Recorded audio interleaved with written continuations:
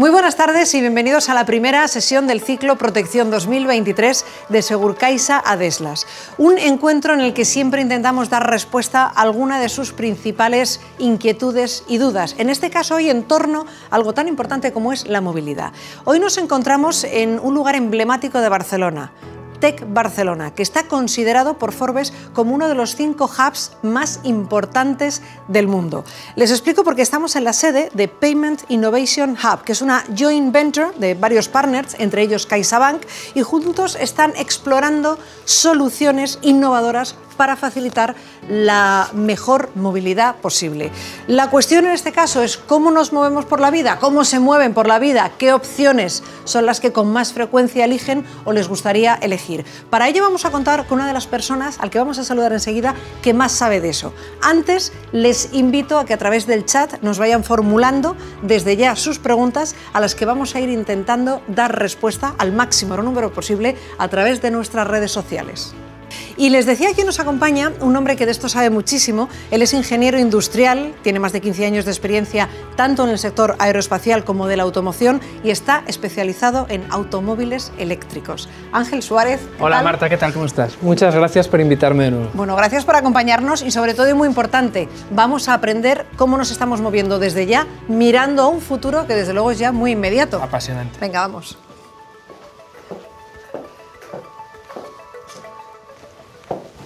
Fíjate, Ángel, porque antes decíamos, la historia del ser humano es una historia en constante evolución hacia nuevas formas de desplazarse, que es más rápido y más lejos, pero luego se da una paradoja y es que terminamos empleando el mismo tiempo, ¿no? A ver, ¿eso cómo se entiende? En efecto, Marta, la movilidad es una necesidad básica. Todos necesitamos desplazarnos para realizar nuestras tareas diarias. Hay estudios de investigadores que indican que en la civilización griega cada ciudadano empleaba 1 hora en sus desplazamientos.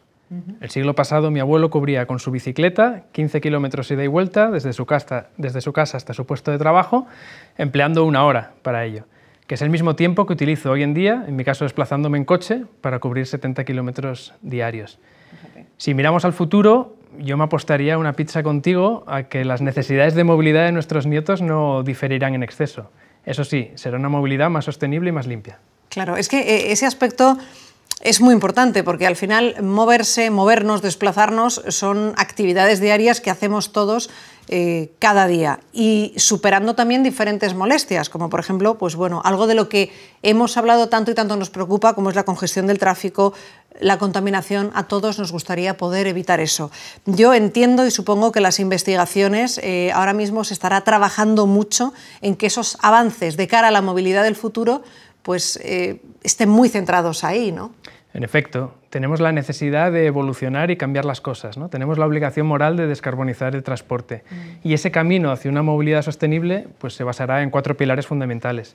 Debe ser una movilidad limpia, una movilidad segura, una movilidad conectada y una movilidad transversal, intermodal, que sea accesible para todo el mundo. Luego, fíjate, que sea más limpia es algo en lo que me parece fundamental que se trabaje. De hecho, se está trabajando, estáis trabajando en eso. Pero hay datos que son muy preocupantes, porque a día de hoy más del 95% de los vehículos son todavía de combustión interna. Es decir, hay que trabajar en llegar a un lugar en el que no haya emisiones locales de CO2 ni de otros gases contaminantes y que además España, en este caso, pues tampoco se encuentre a la cola, ¿no? O sea, falta todavía camino por recorrer. En efecto, Marta, estos son números que indican que nos pone a la cola respecto a la introducción del vehículo eléctrico. En Europa, el año pasado, el 10% de las nuevas matriculaciones fueron vehículos 100% eléctricos. Nosotros estamos todavía lejos de este número. Según datos de la Agencia Europea del Medio Ambiente, los coches son responsables del 12% de las emisiones globales de CO2 en Europa. Esto implica impacto directo sobre el cambio climático y del 37% de las emisiones de NOx. Esto afecta a la calidad del aire que respiramos en las ciudades. Unas ciudades que apenas representan un 2% de la superficie terrestre, pero que acogen a más de la mitad de la población. Para que te hagas una idea, un ejemplo, una persona que recorre 50 kilómetros diarios con su coche tendría una huella de carbono de 10 kilos de CO2 al día. Parece poco, pero si extrapolamos este número a un año, nos vamos a las 2 toneladas solo para cubrir sus necesidades de movilidad. El sector del automóvil está en un momento de disrupción y uno de los factores clave será el vehículo eléctrico. Yo estoy totalmente convencido de que el vehículo eléctrico será el motor de la nueva movilidad. ¿Por qué? Porque el vehículo eléctrico es 2 o 3 veces más eficiente que el motor de combustión y nos permite esa movilidad con 0 emisiones locales de CO2 y de otros gases contaminantes en las ciudades, como indicabas. Especialmente relevante cuando la ONU tiene la previsión de que en 2050 el 70% de la población mundial vivirá en grandes ciudades. Fíjate. Sí que dábamos ese dato, que es preocupante, de cómo España está a la cola. Tú que estás trabajando en la investigación, en la innovación, que estás viendo de qué futuro estamos sentando ahora mismo las bases, ¿eres optimista con cómo pueda evolucionar esto de rápido en los próximos años? Sí. Si echamos la vista atrás, cuando aparecieron hace una década los primeros vehículos eléctricos modernos, tenían 2 principales hándicaps: su limitada autonomía, que no llegaba a los 100 kilómetros, y su elevado coste.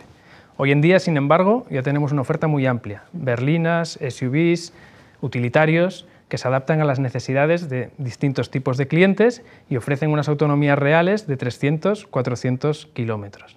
Esto, unido al aumento de los puntos de recarga, a la infraestructura, que todavía es muy limitada, pero poco a poco se va ampliando, a la posibilidad de circular por las grandes ciudades sin restricciones y aparcar gratuitamente en las mismas, hace que el coche eléctrico hoy ya sea una solución real, una alternativa real para aquel cliente que pueda asumir su coste, que aún es un poco elevado al motor de combustión. Bueno, la electrificación seguro que nos va a permitir una evolución importante y tampoco a demasiado tiempo, pero luego hay otra cuestión, que es el tema de las emisiones acústicas, que parece que de esto se habla menos y parece que se le da menos importancia, pero que también impacta en nuestra salud y también es muy importante, ¿no? En este caso, y antes de invitarte a un viaje al futuro, vamos a analizar qué está pasando en el presente, ¿no?, para ver cuál es el origen del sonido de esta movilidad.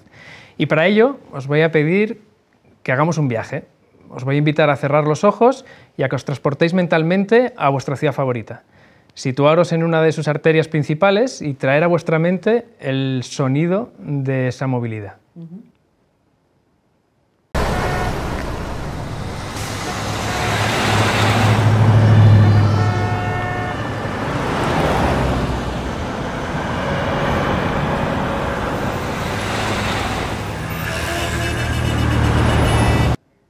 Ya podéis abrir los ojos. Como veis, yo me he ido hasta Berlín, a Potsdamer Platz, una de las zonas más modernas de la capital alemana, y este es el sonido de la movilidad en Berlín.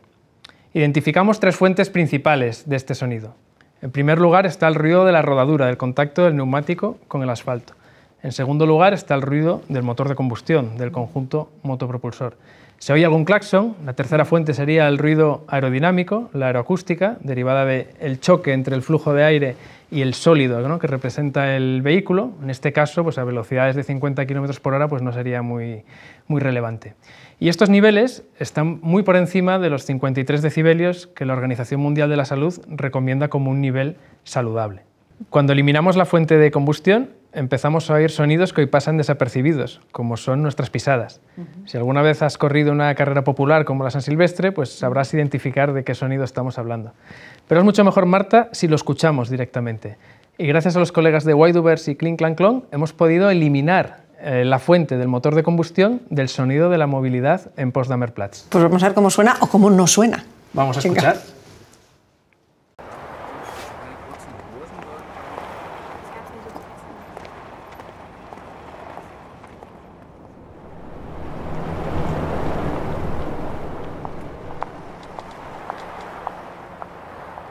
En este caso, la fuente predominante pasa a ser el ruido de rodadura, del contacto del neumático con el asfalto.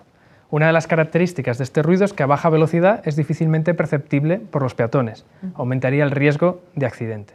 Y esta es la razón por la que desde el verano de 2020 en la Unión Europea es obligatorio que todos los vehículos eléctricos o híbridos enchufables emitan un sonido cuando circulan entre 0 y 20 km por hora, el denominado sistema ABAS. Y vamos a poner otro asunto también importante sobre la mesa, el papel de las administraciones, porque está muy bien que como ciudadanos nos concienciemos, pero luego institucionalmente tiene que haber también una transformación, que es lo que genera un cambio global importante. En los últimos años hemos ido viendo cómo la normativa para paliar el ruido se ha ido endureciendo. Las administraciones, además, también han ido tomando determinadas medidas, como por ejemplo la electrificación de los autobuses de transporte público o también de los diferentes vehículos de limpieza. ¿En qué momento nos encontramos ahí? ¿Cómo está la toma de conciencia? No solo esto, Marta, es muy interesante lo que mencionas, porque la superficie sobre la que ruedan los vehículos pues también tiene un papel muy importante en cuál es el sonido de esa movilidad.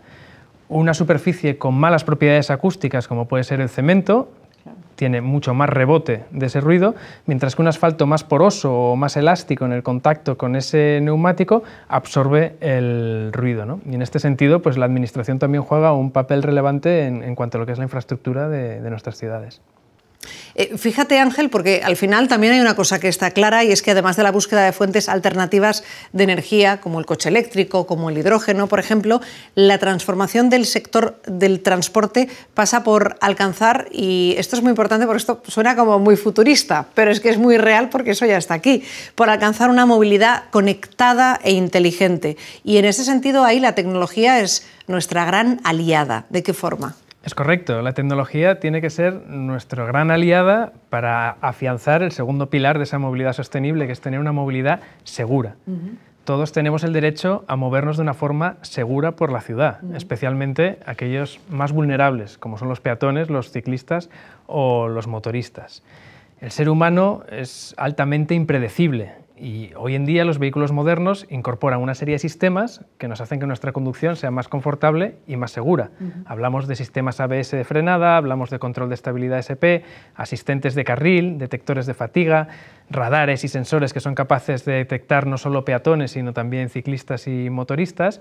En definitiva, hablamos de una conducción semiautónoma que anticipa de cierta manera el futuro que vendrá. Y el objetivo de cara al futuro no debe ser otro que tener 0 accidentes o al menos 0 víctimas. Y luego, fíjense esto qué interesante, porque una de las cosas que se cuentan de cómo va a ser y qué va a ocurrir y en qué lugar vamos a estar moviéndonos y cómo, el coche también se va a comunicar con la ciudad. ¿El coche se va a comunicar con la ciudad? Bueno, pues sí, porque por ejemplo va a poder adaptar el coche su velocidad en función de la secuenciación de los semáforos, y los semáforos se van a poder adaptar también en función del tráfico.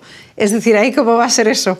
Que suena como de película de ciencia ficción, pero es una realidad. Pues mira, voy a volver a subirnos al DeLorean, como hicimos en la sesión del año pasado, cuando Doc le indicaba a Marty McFly carreteras donde vamos, no hacen falta carreteras, ¿no? A día de hoy seguimos necesitando carreteras, pero en un futuro muy cercano puede que lo que no necesitemos sean conductores. En este sentido, la clave es la regulación o la autorización a la conducción autónoma nivel 4. Este es un nivel en el que hay una interacción humana muy limitada a unas circunstancias determinadas. Y la pregunta no es cuándo va a pasar, sino cómo de rápido va a pasar. Hoy en día ya tenemos flotas de robotaxis circulando y sumando kilómetros en Estados Unidos y en China. Robotaxis. ¿Esto qué es lo que va a provocar? Que el coste por uso de ese vehículo como servicio sea mucho menor que el coste de propiedad de un vehículo tradicional, incluso por debajo del coste operativo de dicho vehículo, es decir, del propio coste del combustible. Recuerda que en la primera sesión hablábamos que el 90% del tiempo nuestro vehículo está aparcado. Esto significa que el vehículo en propiedad tiene un uso muy limitado y un coste elevado. Y el paso de ese producto a la movilidad como servicio, de la conducción autónoma compartida en este caso, pues nos permitirá un modelo de alta usabilidad a unos costes mucho más asequibles. En este sentido, pues las flotas de robotaxis están circulando de forma continua por la ciudad. Como bien comentabas, gracias al 5G, al Internet de las cosas, pues se comunican con elementos de la infraestructura, como los semáforos, son capaces de ir regulando la velocidad, aumentando la seguridad de nuestras calles, y el futuro, no sabemos cuándo, pero sí que pasará, va encaminado a esta dirección. Es que fíjate, con lo que estás contando, nos va a terminar saliendo, vamos a terminar siendo más sostenibles, contaminando menos, siendo más beneficiosos para el planeta y saliéndonos además más económico disponer de estos robotaxis que comprar un coche propio, por ejemplo. Correcto, hay previsiones que estiman que el coste de este robotaxi como servicio se podría mover en torno a los 10 céntimos por kilómetro, que como te decía antes es muy competitivo respecto incluso solo al coste del combustible, ¿no? Sin tener en cuenta el vehículo completo.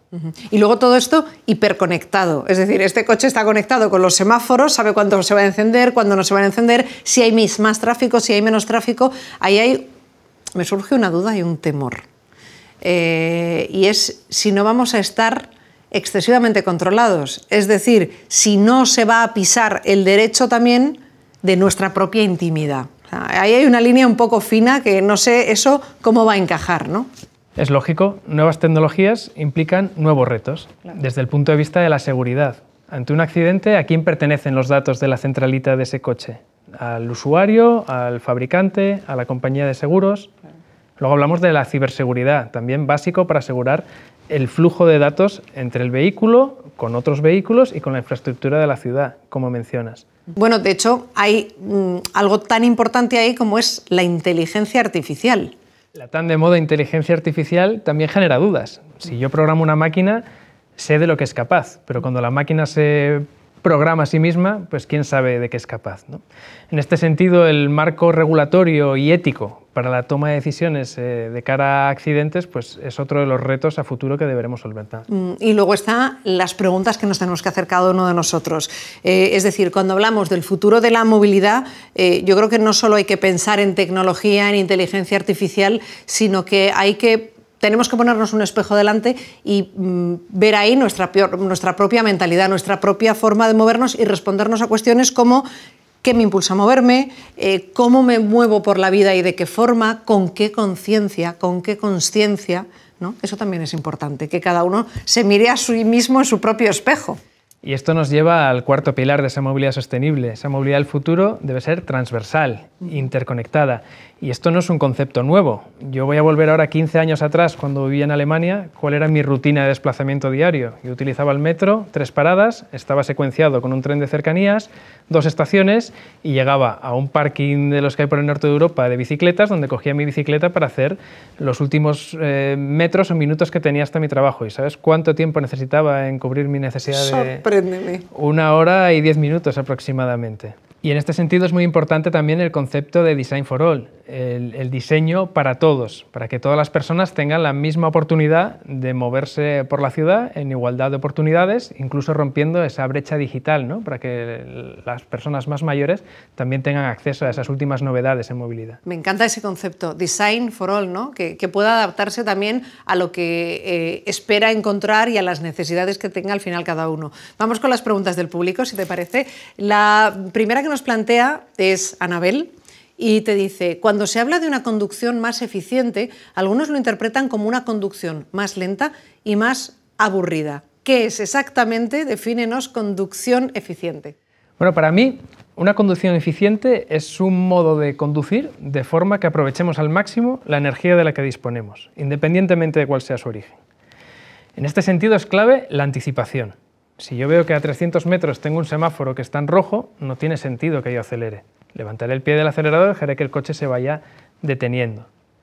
¿Qué es importante para ser capaces de anticiparnos? Levantar la mirada. Si yo levanto la mirada, miro lejos, soy mucho más consciente de cuáles son las circunstancias que me rodean y puedo conducir de una forma mucho más suave, mucho más segura, evitando acelerones y frenazos bruscos, y de esta forma puedo ahorrarme hasta un 20% de combustible.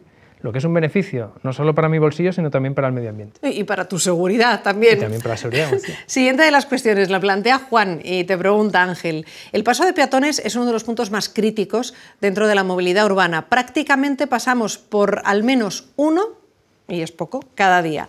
Sin embargo, no han evolucionado prácticamente nada desde que se inventaron. Cuestión que te plantea, ¿hay alguna idea novedosa en este campo para aumentar la seguridad de los peatones cuando transitan por un paso de peatones? Es muy interesante la pregunta que nos plantea Juan en este caso. Es un concepto muy simple, el de paso de peatones. Hace unos días un amigo me enviaba unas imágenes de Oviedo a principios de los años 80, cuando éramos unos niños, y me llamaba la atención la ausencia de pasos de peatones y de semáforos en lugares donde hoy hay unos cuantos, ¿no? No ha evolucionado el concepto, pero sí hemos sido capaces de ir aumentando el número de pasos de peatones para mejorar nuestra seguridad. En ese vídeo me sorprendía las situaciones de riesgo que se veían con peatones cruzando entre los coches, corriendo. También tenemos que pensar en los semáforos, la evolución del semáforo. El primer semáforo en España creo que data del año 1926 en Madrid, y hoy en día tenemos más de 30.000 semáforos en Barcelona. Algunos de ellos se han equipado con tecnología 5G para experimentar, probar esta comunicación coche-infraestructura de la ciudad que mencionábamos antes. ¿Ha evolucionado el paso de peatones? En ciertos aspectos y muy simples, sí. Es decir, ahora ahorramos, ¿no? Evitamos esas franjas, esos rectángulos de pintura, y solo tenemos los cuadrados en los extremos para delimitar el espacio del paso de peatones. Esto mejora la seguridad de ciclistas, de motoristas, cuando esa superficie en mojado se convierte en deslizante. Y de cara al futuro también hay una serie de pruebas piloto con pasos de peatones dinámicos, ¿no? Se trataría de un cruce que está monitorizado por una serie de cámaras y sensores, y con una tecnología LED pues se va iluminando, digamos, un paso de peatones dinámico, ¿no? Que puede cambiar pues, su anchura o su espacio en función de las necesidades que haya del tráfico en ese momento. Es decir, algo tan simple como colocar un poco de pintura en el asfalto y hacerlo bien visible, señalizarlo para aumentar nuestra seguridad, que se le pueda dar pues, una innovación aprovechando la tecnología que se está desarrollando últimamente. Qué interesante. Fíjate, dentro de 3 años celebraremos la llegada del semáforo a nuestro país. El centenario del semáforo, ¿no? Siguiente de las cuestiones te la plantea Elena y te dice lo siguiente. Comentabas que el 90% del tiempo nuestro coche está aparcado. ¿Es por ello, dice, que el car sharing o el uso compartido del vehículo va a imponerse sobre el vehículo privado? Yo creo que sí. Vivimos en una sociedad en constante cambio. El coche el siglo pasado lo cambió todo, no solo en cuanto al transporte, sino también en nuestras ciudades, nuestra forma de vivir. Solo tenemos que asomarnos a la ventana y ver que las ciudades se han construido en torno al coche.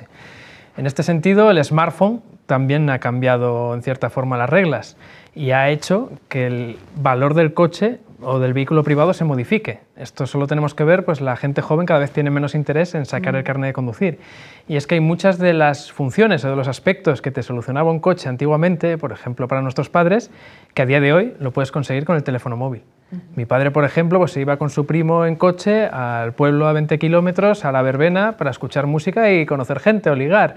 Hoy puedes escuchar un concierto en cualquier parte del mundo con tu teléfono móvil y existe una serie de apps pues, para conocer gente. Para también, ligar, ¿no? Básicamente, ¿no? No hay que irse al pueblo de al lado. En cualquier caso, la obligación de las grandes marcas seguirá siendo la misma, que es desarrollar vehículos lo más avanzados tecnológicamente, lo más seguros posible y lo más limpios y eficientes, para provocar el mayor disfrute de la experiencia del usuario, independientemente de que alguien se sienta al volante o no. Claro. Fíjate, esta última cuestión me gusta mucho, porque es casi una pregunta, reflexión, pensamiento, ¿no? Nos planteamos al principio cómo te mueves, cómo nos movemos por la vida, y eso no solo apunta a cómo te desplazas, sino a cuáles son tus valores vitales. Es decir, de qué manera la movilidad del futuro apunta hacia la salud, la sostenibilidad, la autonomía, el bienestar, en definitiva hacia la calidad de vida. Y yo no sé si crees que es ahí también donde está apuntando o no, porque esto es importante, la industria del automóvil. Sin lugar a dudas. Y yo soy consciente de que habrá mucha gente en sus casas que el coche eléctrico, el coche autónomo, ese paso del coche como producto al coche como servicio, le está generando dudas. Y por eso os voy a invitar a subiros de nuevo al DeLorean y vamos a viajar a principios del siglo pasado para ver ese momento en el que irrumpe el coche y cómo en el año 1910, con una cuota de mercado del 10% y en una década hasta 1920 es capaz de multiplicar por 8 esa cuota de mercado ocupando un 80%. A pesar de que tuvieron que crear dos infraestructuras, dos industrias nuevas de cero, la industria del automóvil y la industria de los combustibles para el repostaje. Tuvieron una guerra mundial, tuvieron una pandemia, la gripe española de los años 18 y 19.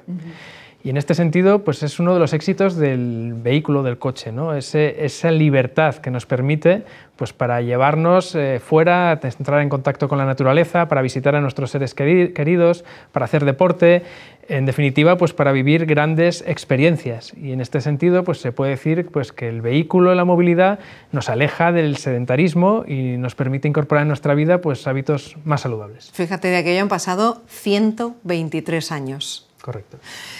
Bueno, decíamos que cada uno al final escogemos, lo decíamos al principio de esta charla, con la que hemos querido también aprender mucho, saber en qué lugar estamos y hacia qué lugar nos estamos enfocando. Decíamos que al final cada uno escoge su estilo de vida, unos más rápido, otros más lentos, pero lo importante es saber responderse cada uno a esa pregunta de cuáles son las razones por las que escogemos ese camino. Estamos hablando del futuro, del ahora, y también es una reflexión hasta filosófica incluso. Ángel, muchísimas gracias. Muchísimas gracias a ti, Marta. Seguiremos encontrándonos, seguro. Nos vemos. Gracias, porque hemos aprendido un montón de cosas de dónde venimos, dónde estamos y sobre todo hacia dónde vamos. Muchas gracias, Marta.